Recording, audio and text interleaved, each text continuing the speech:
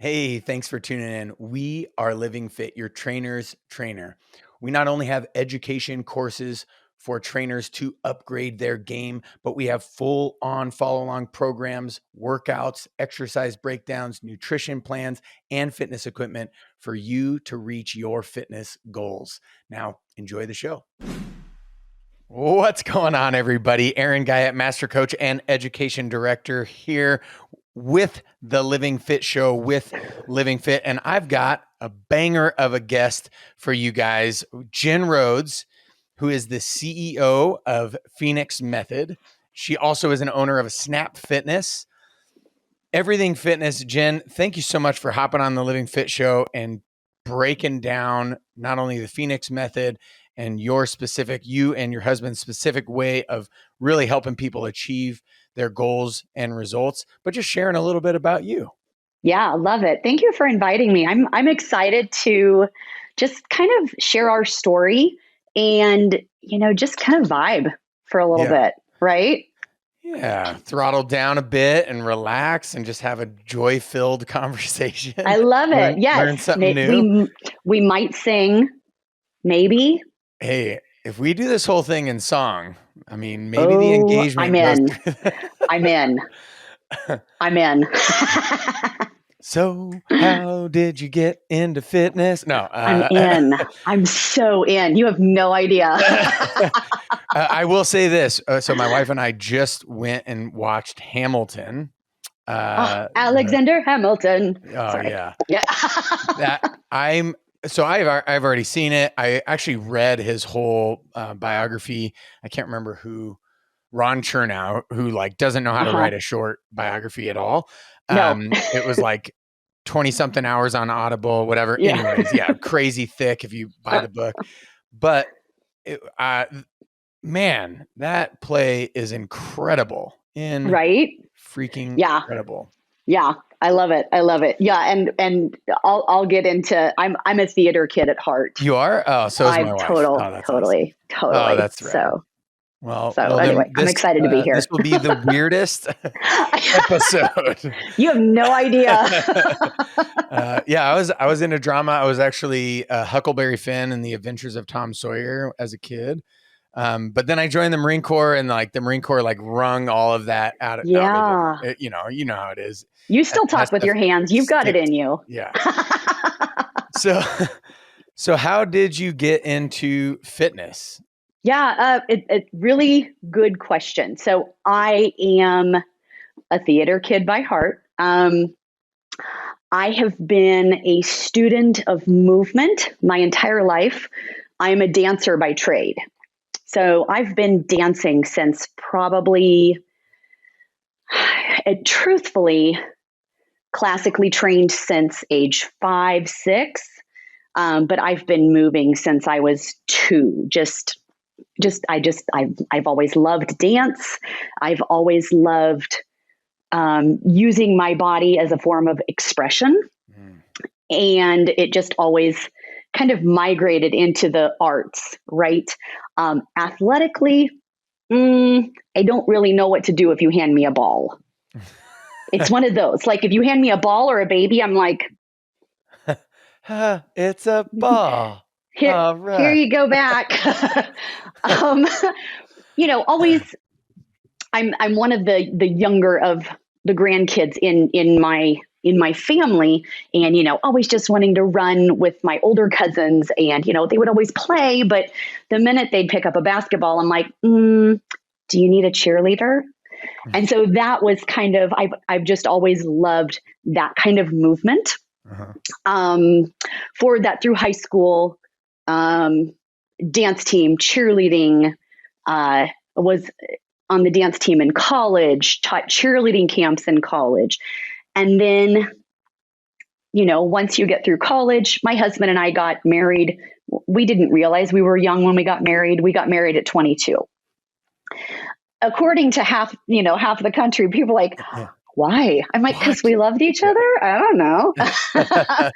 Anyway, so he got a full-time job. We moved away from Kansas, where we're from, and we both kind of gained a little weight. So the way I knew to kind of lose weight was just always just dance it off, just move your body. That's always kind of how I've done it. I've never really been into fitness up to that point, but I always knew how to recreate movement to get the desired result. Yeah. Once I got pregnant with our daughter, I gained about 95 pounds. I realized that clearly I had some very unhealthy habits. Yeah. with a 95 pound weight gain. And so once I had her, we had connected with a supplement company that had helped me lose some weight in the past and, just kind of gave me enough energy to want to work out or want to put good things in my body. And so from there, 24 years old, 95 pound weight loss goal. My husband does the most logical thing I could think of any husband to do. He dropped me in the middle of Gold's Gym in the mid 2000s. Lo and behold, it was a nightmare. It was terrifying. And I'm a very exuberant person, but I very much felt like a little fish in a big pond, right? Didn't know where to start. No way I was going to ask those people for help. I was like, oh God, no, y'all are terrifying. Yeah. So, but I knew that I had to solve this problem. Yeah. And so I kind of just sat back and observed. I went back to what I know. I know how to observe movement and recreate movement.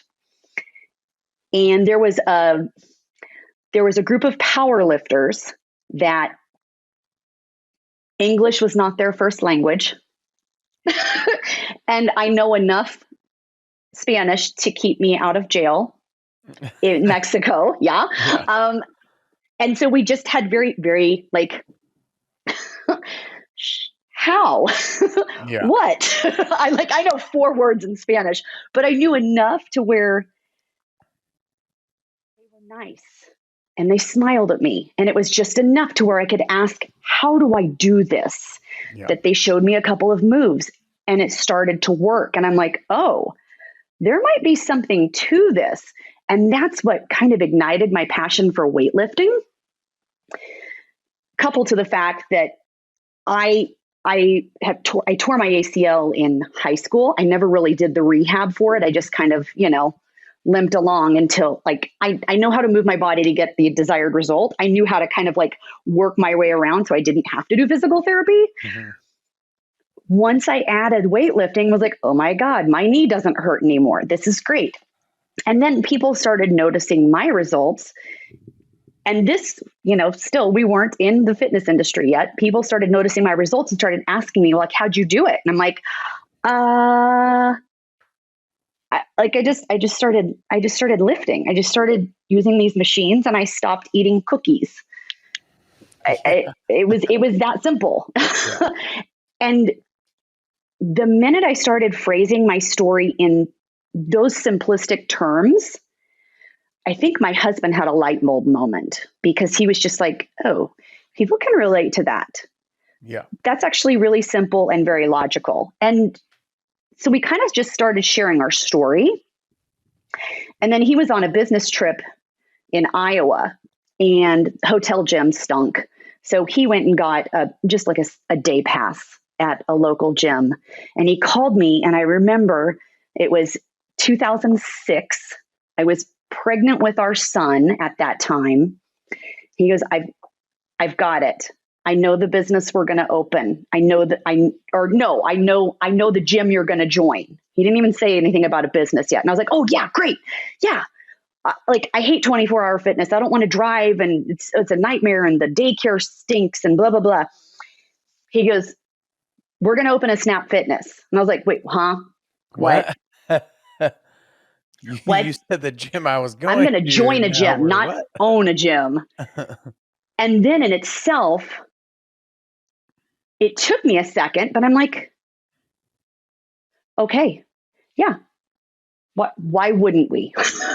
So that's what started our fitness journey. Now, fast forward 15 years, we have 2 Snap Fitness locations. We're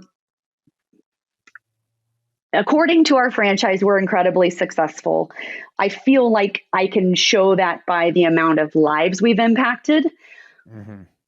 But there was still a couple of different pieces within our own fitness that we had to solve. And I think everybody has their pre-COVID fitness story and their post-COVID, Yeah. right? Like, I think everybody, even us in the fitness industry, we had to learn something about ourselves Yeah. during that time, whether it was like, how am I going to keep my people moving? How am I going to keep myself moving? Yeah. Am I still going to be relevant on the back end of this thing?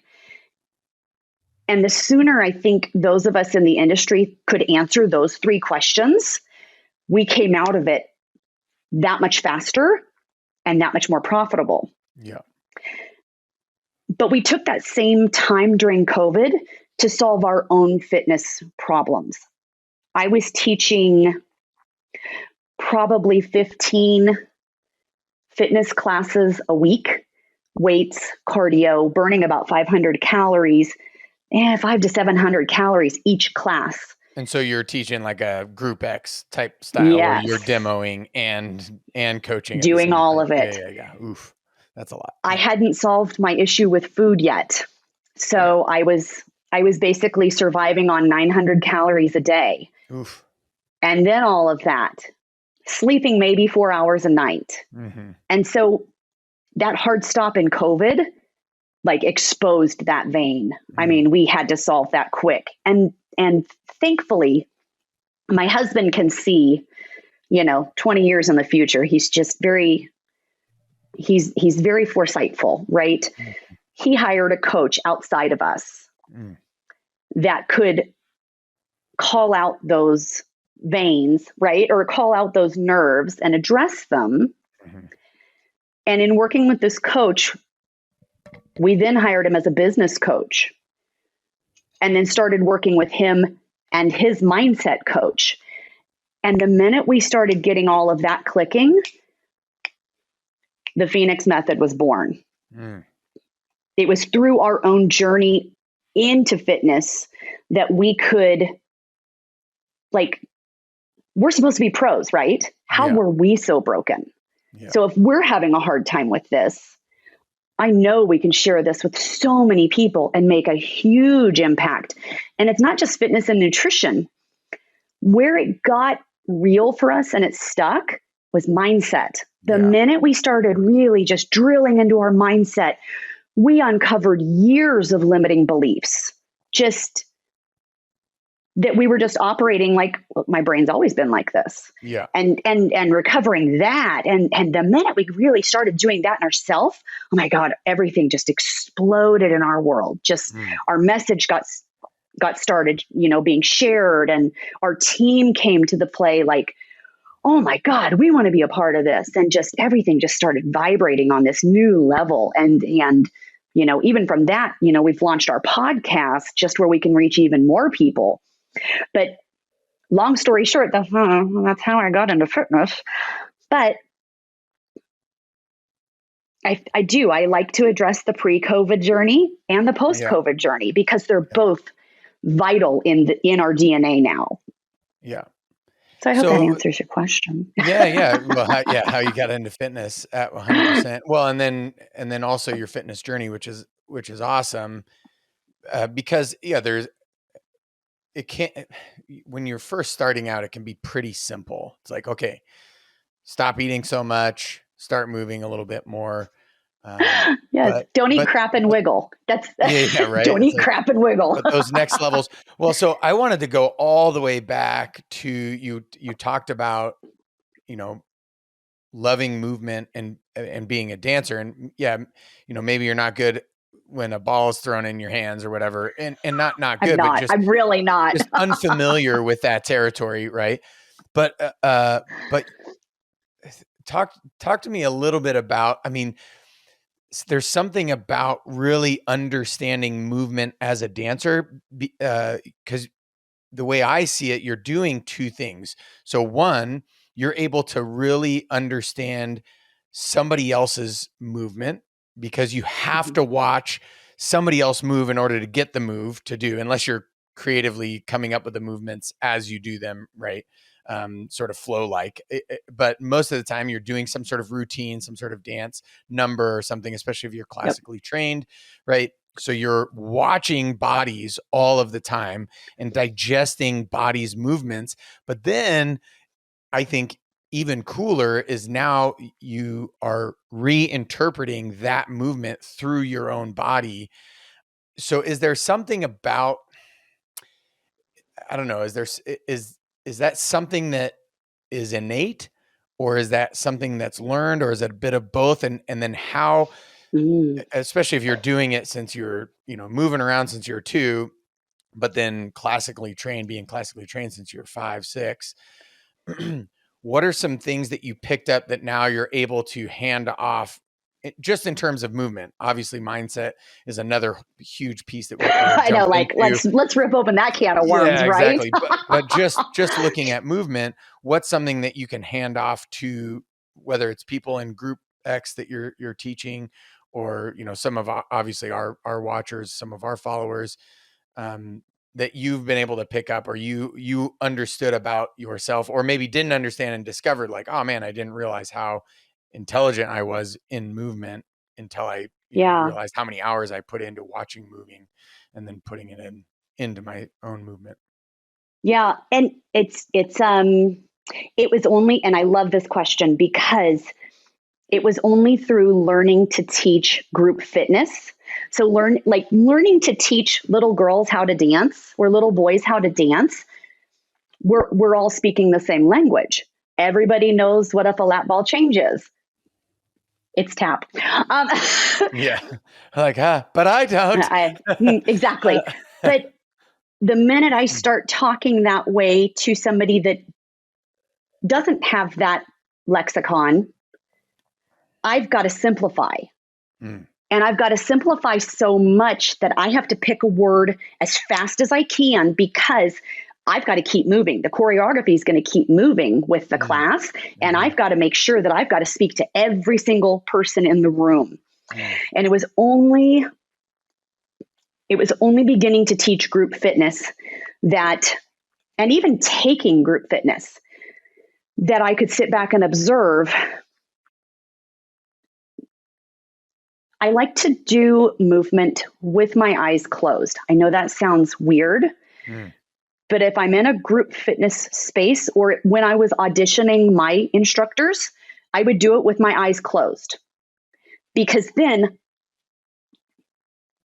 I don't have my ability to observe.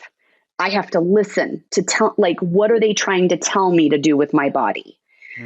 And only then was I able to discern that most people come into a group fitness space. You either have your diehards that know the choreography and they know exactly what you're going to say and how to do it, and boom, boom, boom, boom, boom.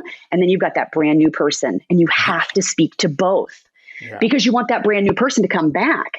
So now I've got to make sure I'm playing to both people so I can keep moving for those that are like with me. And then, if I say engage your lats, if somebody doesn't understand where their lats are, how do I get to that piece the fastest way possible? Squeeze your armpits. So then I had to, everybody knows where your armpits are. And it's funny because now when I teach a class, my students have like this running bingo game where if I say armpit, or if I say nipple line, or lady bits, or bottom, I won't use the word, but everybody knows where those, right? You know where your beehole is. So that's, if it was a drinking game, that'd be worth 2 shots. But it's something that every single person knows, where your belly button is. So then if I can create the visual of what I want you to do around your belly button, we can just move with speed then. And it's funny to say belly button, right? I can say engage your core and people are like, oh, that means. So it was my ability to kind of overly simplify that made it light. And then now it's fun. It's not so clinical that we can still move with speed, but we can have a good time doing it. I think that was, my biggest aha in that taking what I've known my entire life, and you said, is it an innate ability? I've always been able to watch and duplicate, like monkey Yeah. see, monkey do. I've just always been able to do it. I think it's one of my gifts. But then being able to translate it Yeah. to someone that may not have that ability or think they have that ability. Yeah. Yeah. Yeah.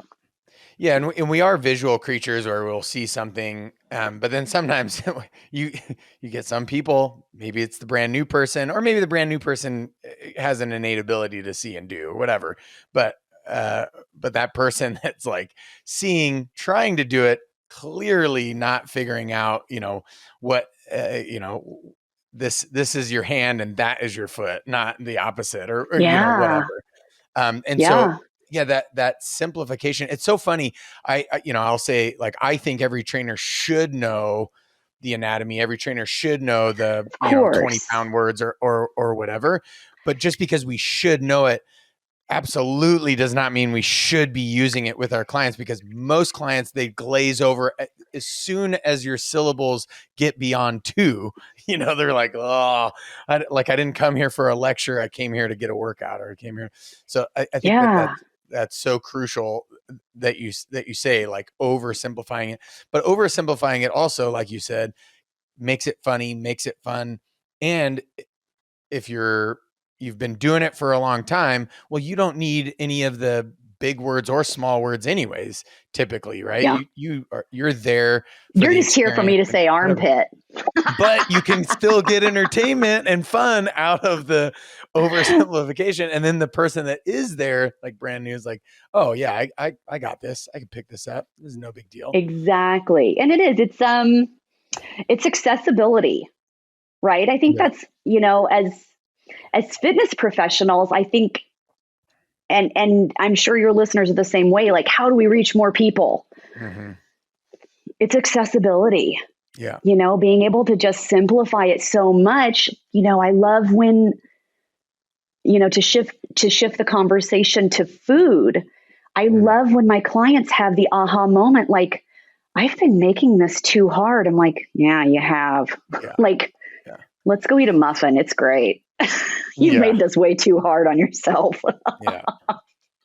Yeah. Yeah. I mean, that is true. I mean, like, oh, I need to completely blow up my former diet and then completely change and, Yeah. and create this absolutely new diet. What I've found is, like, when people do that, it's like, that's why you're yo-yoing, because you're going Yes. from your default mode of eating to this crazy, enhanced, way too difficult, challenging way of eating. And you think that there's only those two. Well, you think that Yeah. the challenging way is the only way to lose weight, and then this way is the way that you've just ate your entire life, which maybe is the reason why you are coming to Yeah. somebody like yourself. Right. Yeah. No, It's I love that pretty you interesting. use the word challenging too, because, in working with our mindset coach, we're learning tactics inside NLP, so neuro-linguistic programming. So Mhm. the word challenging itself already, this 75 hard. Why does it have to be hard? Yeah. Why Yeah. can't it be 75 fun, Yeah. or Yeah. 75 Adventure. win? I don't Yeah. know, right? Advent. Yeah. Adventure. I love. Yes, Yeah. let's have an adventure, Yeah. because it's those words in itself, those. We'll take it back to group fitness. The person that comes into my class, well, I'm not a dancer. I'm like, great. We're not dancing right now. We're going to move our bodies. Like, Yeah. stop making this so hard on yourself. Yeah. Yeah. And also, you are a dancer because you're a body that moves in space and time, and Yes. And you you can do have this. rhythm. If you didn't Like, have rhythm, ow, you wouldn't be ow. able to articulate words out of your mouth, right? You just might not be very practiced at it, which is fine. Yeah. You're not a good dancer yet. Yeah, That's those all are good. yeah. The good Lord gave us so many different talents that, Mhm. yeah, great. This Yeah. is weightlifting. We're not Yeah. dancing. So, Yeah. Exactly. So so with what's the most common mindset challenge that comes to the mm, Phenix method? Like what's the thing that you just see over and over and over and over and over again where you feel like a broken record handling it, but you also see the results of you helping guide, mentor people Yeah, to I love success. this question because this is such a broad question. Mm-hmm. Um, but at the same rate, it almost always boils down. And I'm going to quote my mentor, but it always boils down to the hero's journey, Mm. making things difficult so that it's worth the win in the end. Mm-hmm. Like um, intentionally, whether conscious or unconscious, placing more obstacles in front of you so that you feel like you've challenged yourself enough to win. Yeah. Yeah. Um, yeah, like I joke that the hero's journey is literally only good in a Disney movie. Like we don't have to challenge ourselves so much that we deserve the win. You know what I mean? Yeah. Most of the mindset pieces boil down to that. Well, I haven't worked hard enough. Well, according to who? Yeah. Right? Like Yeah. it shouldn't be this simple. Why? Who told you that? Like Yeah. the hero's journey is by far, and there's other limiting beliefs that we definitely have to break through, Mm-hmm. and some are gender roles that we've learned and adopted over time, but for the most part it is that hero's journey that we have to just kind of like break immediately. And there's ways of breaking it. And it's not hard. Yeah. And once we do it, it's like, oh, that's okay. This feels better. I'm like, see? And you didn't have to go through 30 years of therapy either. Yeah, exactly. Right. So, so if somebody is like, okay, I'm interested in this easier approach because chances are most people do have, Most this. people want that easy approach. Yeah, most people want the easy approach, but most people have this like idea that, oh, fitness or wellness or health or me losing weight is too hard, or I have to, it has to be something that's massively challenging.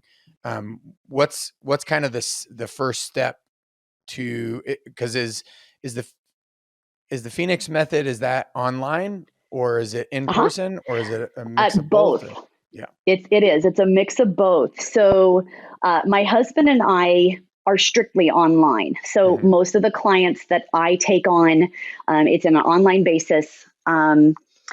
The In breaking my uh, obsession with fitness, now if I want to teach a group fitness class, it's because I love it. And Hmm. I can pick up a class every once in a while. Now I'm not tied to that 15-hour schedule. Yeah. So I work strictly online.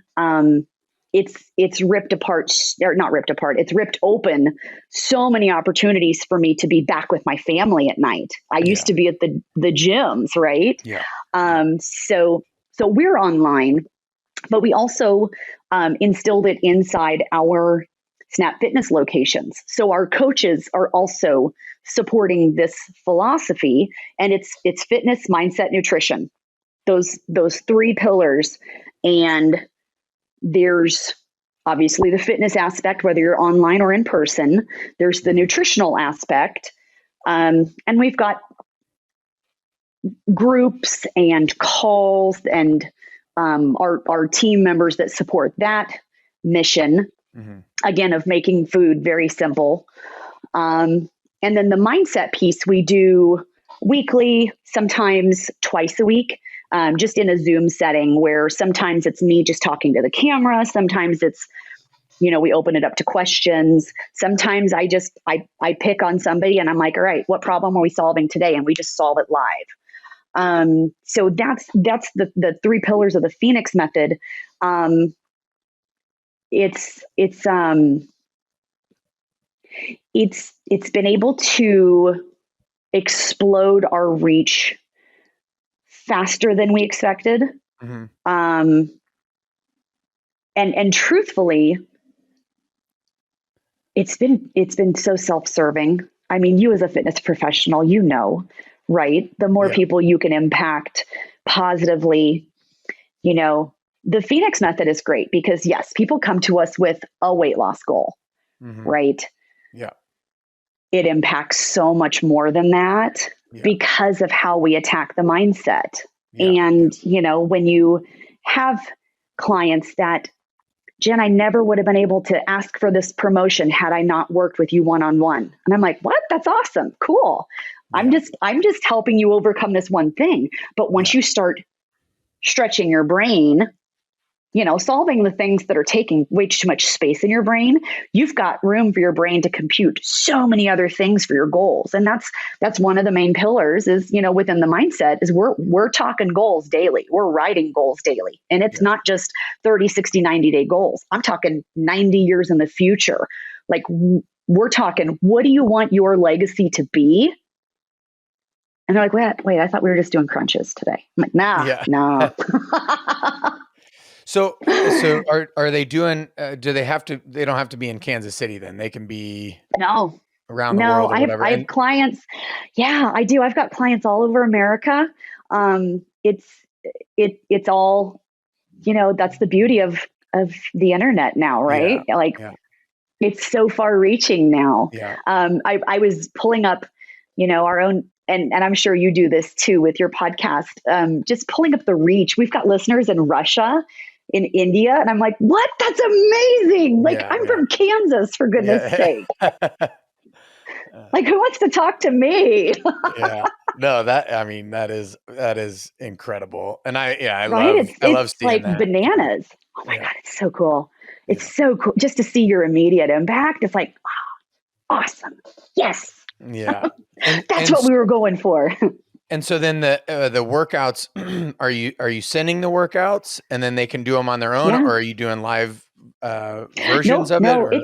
it's all on your own. So Oh, it's nice. something that we attack immediately. Like if you need me to move for you to move, we've got to solve that right there. Yeah, yeah, exactly. Because it's not only it's not motivation. It's that you haven't found your real reason to move. Because when you find that true, real reason of what you want and why, Yeah. there's a fire and like you can feel it. Like you almost get so uncomfortable thinking about it that you have to move. Yeah. And so that's what we really talk about with the mindset is uncovering that why so that your body almost feels hell-bent and has to move. Yeah. Yeah. And that's why we do all of that online, because motivation is for a-holes. Like if you need me to jump for you to jump, we've got bigger problems because you haven't figured out what you truly want. Yeah. Yeah. Yeah, exactly. Yeah. Well, and then I become your self-limiting belief basically. Right. And so if I screw up or if I don't hit the record button or whatever, then, well, now you can't do your workout. Well, that's already limiting in its broadcast. And that's telling. It immediately just helps them to edify their own goals. You know, if we're, I don't know if you've read Outwitting the Devil, like the minute you have to hit autopilot with your workouts, that's how the devil gets in, man. Monotony, that's how we become average. And, if you can't find it in yourself, why you want this thing so bad, that's our first exercise. Yeah. So I out of just my own sheer personal curiosity, are you able to share who your mentor is? Yeah. So I work with, his name is William Lamb. He's an American board of hypnotherapy. I'd have to look. His name is William Lamb. The project is called Upgrade. And it's a full immersive experience in fitness mindset. There's a lot more to than just, what I'm alluding to, but just learning to overcome our own self-limiting beliefs. You can take it one way and keep it personal. What Matt and I have done is, my husband's Matt. What Matt and I have done is taken on more to where we can use these tools with our clients because it made such an immediate impact in our world, in our marriage, in our family. That I was like, we've got to be able to share this because it was just so impactful, so fast. Yeah. Well, cool. Yeah. So, wait, what's his name again? William Lamb. William Lamb. L-A-M. I almost thought Matt Lamb. I was like, no, that's not right. It's not Matt. It is Lamb. Matt's William mine. Lamb. Matt, yeah. And then Matt Rhodes is your husband. Well, man, this has been awesome. And I know that there for sure is listeners out there that are like, okay, I'm ready to press the easy button on this thing that it's been eluding me, for however long. And I think you said it best. It was like, I'm ready to discover what my why is. Maybe I need the Phenix Method to help me with that. So if you haven't already, I don't know why you haven't looked up the Phenix Method, but it's PHENIX method, right? Phenix Method. And you're on Facebook, on O's are stupid. The internet. Yeah, the Facebook, internet. all the webs. Facebook, Instagram, Twitter. I think we are Phenix Method also. Either that or Ignite Your Impact podcast. So is that your podcast then? Ignite Your. Yeah. Yep. So our podcast name is called Ignite Your Impact. And we talk more just mindset during that. It's not, we give away some fitness things, but fitness can be rocket science, but it's not rocket science, right? No. You can get into the weeds and we can nerd out all day long. Of course. Oh my God. Right. But yeah. It's like, you got to move every day and you can't eat crap all the time. I know. And there you go. But blueberry muffins are okay. Carrots are okay. But like you said, most of the time it is mindset, and it's a limiting belief or a mindset block or some sort of obstacle. And so to finish us out, because we are running out of time, I'll ask the same question I ask all of our guests. And that is, and I think this is great coming off of, hey, the Phenix Method and fitness and mindset and nutrition. What is Living Fit to you, Jen? I love this question, honestly. I would have to say Living Fit to me is intentionality. Whether that's moving your body with intention, whether that's feeding your body with intention, whether that's investing into your mind with intention, whether that's creating a space for your family to share something with intention.